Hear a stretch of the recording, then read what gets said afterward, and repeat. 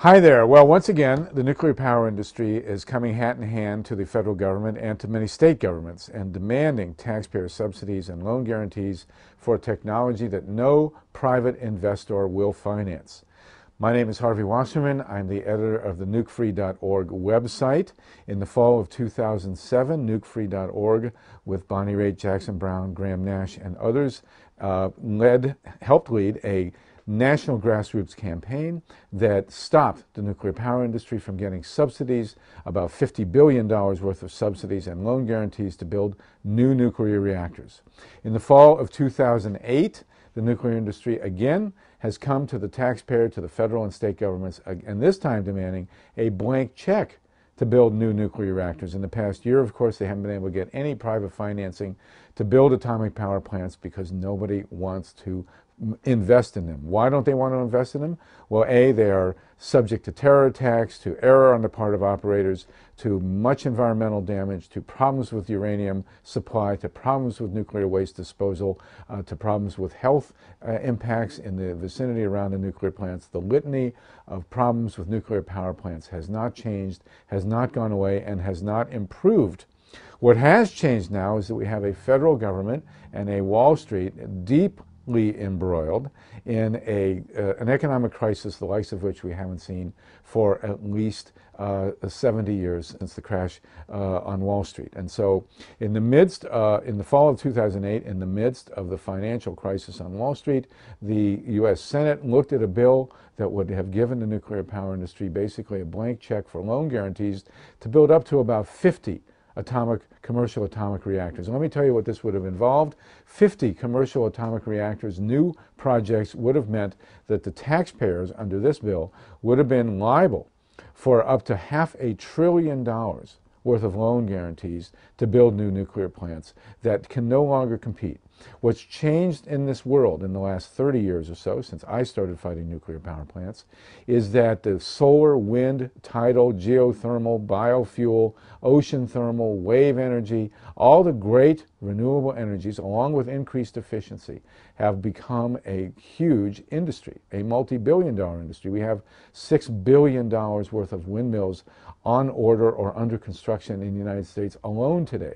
Globally, the wind business is growing at 25 to 30% a year. Solar is right behind, and solar actually will be much bigger than the wind power industry when its time comes. We have biofuels. There are problems with biofuels depending on what crop you use, but it will have a place in our energy future, along with all the other great green sources of energy. So in the midst of all this, we see a nuclear power industry trying to revive itself in a situation where it cannot get private financing. We have some experience already in the past year or two with the construction of new nuclear plants. Areva, the government-owned and government-operated French industry, is building a new nuclear reactor in Finland. After a mere 2 or 2.5 years of construction, they're already more than 2 years behind schedule. How do you do that? It's quite a feat. They also are 2.5 billion euros, that's about $5 billion American dollars, over budget already. So we have a fiasco going on in Finland with these new nuclear plants that they want to build here, and we think they should be stopped. We have actually taken great strides to stop them. What we want people to do is please call senators, congresspeople, and state officials now to prevent taxpayer money from going to building new nuclear reactors. And let me talk to you very quickly about what's going on the state level. We do seem to have a pretty good leg up at this point in time on the federal level, in part, unfortunately, because of the major crisis and the bailouts that are going on Wall Street. On the state level, especially in Florida, where 4 reactors are being proposed, and in Georgia, North and South Carolina, the nuclear industry has gone into public service commissions to state regulatory agencies, and they've asked that the regulatory agencies approve massive rate hikes in order to fund the construction of new nuclear plants. And it's hard to make this up. The reactor builders have gone in front of these utility commissions and said, we want you to fund, we want the taxpayer, the ratepayers to pay for new nuclear reactors. And the commissions have said, okay, well, how much are the reactors going to cost? And the industry says, well, we can't tell you that. That's proprietary. Now, so they want, essentially, they're forcing ratepayers in these 4 states, and possibly in Mississippi and other states to come, to pay for commercial atomic reactor construction without saying how much the reactors are going to cost. We think this is patently unacceptable. Now, in some of the cases, the actual projected cost of the reactors have tripled in the last 2 years, from $2 billion to $6 or more billion. We don't believe any commercial reactor could be completed in the United States in less than 10 years and for less than $10 billion. And so what we're seeing now is a situation where the nuclear power industry is saying, we have to have this energy, but we can't build you these nuclear plants for 10 years. We can't have them come online for 10 years, and we can't tell you how much they're going to cost.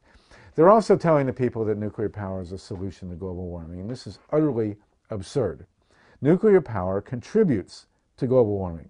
It contributes to global warming when fossil fuels and other energy is expended to mine the uranium out of the ground. There is then a milling process, which is extremely energy intensive, where the ore has to be crushed. It's then treated with various acids, which cause tremendous amounts of pollution. The ore then has to be, or actually the sands then have to be transported to an enrichment facility. The enrichment facilities are extremely energy intensive. Huge amounts of fossil fuel generated electricity go into the Paducah, Kentucky enrichment facility. Other parts of the enrichment process are very, very energy intensive. Then, of course, the fuel rods have to be transported to the various nuclear plants.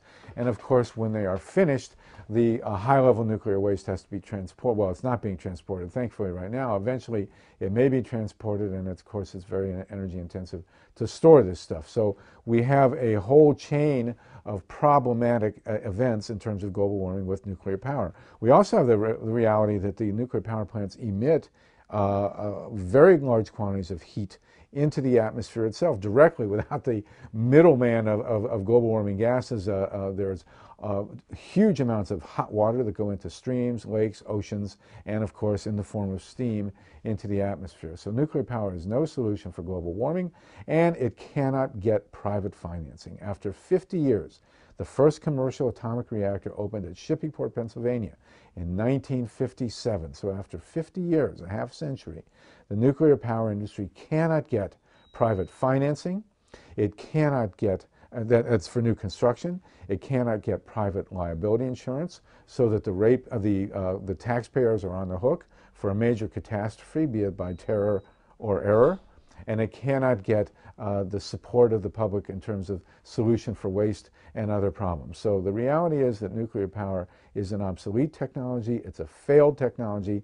It's a 20th century technology. What we need to do is take the money that would go into nuclear construction and put it into solar, wind, tidal, geothermal, all the proven technologies, the ones that are working, the ones that Wall Street actually wants to invest in now, and turn the corner on this revolution towards a green-powered planet. We at nukefree.org, we'd like you to come to our site, www.nukefree.org. We will ask you to write your senators, your congresspeople, for the federal money. On the state level, write your governor, your public service commission, your state legislators, to stop this outflow of ratepayer money into the coffers of the nuclear power business. And let's get everyone focused, refocused on the green power revolution that makes so much sense. So come to us at nukefree.org. Join us once again in stopping the nuclear power industry from getting massive federal loan guarantees, and join us on the state level to stop them from getting rate hikes that are going to bankrupt places like Florida, Georgia, and the Carolinas. Come see us at nukefree.org. Thank you very much for your time, and no nukes.